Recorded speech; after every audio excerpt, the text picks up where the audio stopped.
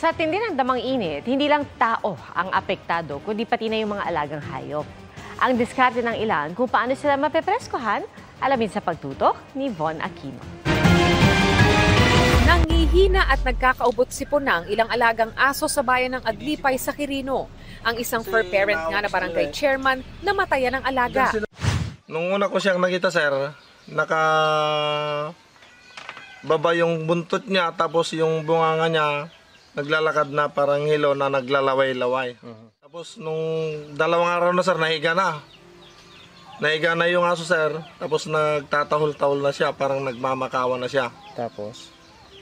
Mga dalawang araw, sir, na nakahiga na nagtatahol-tahol. Pangatlong araw, 4 na araw, namatay na yata, sir.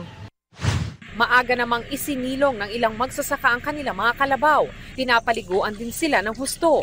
Pero ilang magsasaka ang napilitan na raw magbenta ng kalabaw dahil daw kasi sa unti-unting pagkatuyo ng mga ilog at sapa sa lugar na wala ng pagkain ng kanilang mga alaga. Nakatutulong naman ang mga punong ito para kahit papaano ay mapalamig ang hangin para sa mga alagang hayop sa zona ito sa Pililla, Rizal. Simula raw ng tumindi ang init ng panahon, 2 beses na raw pinapaliguan ang mga alagang hayop dito sa zoo, katulad na lamang ng camel na si Saddam, na bagamat sanay naman siya sa disyerto, mas sanay daw siya sa klima dito sa ating bansa. May misting din ng tubig sa mga kulungan ng mga ibon at tinatapatan ng hose ang mga leon, tigre, kabayo, baboy at iba pang hayop.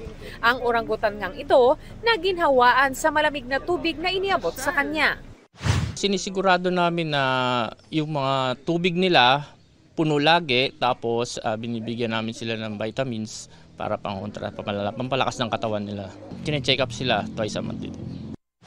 Para sa GMA Integrated News, Von Aquino, nakatutok 24 oras. Mga kapuso, patuloy na tumutok sa mga balita. Mag-subscribe sa GMA Integrated News sa YouTube.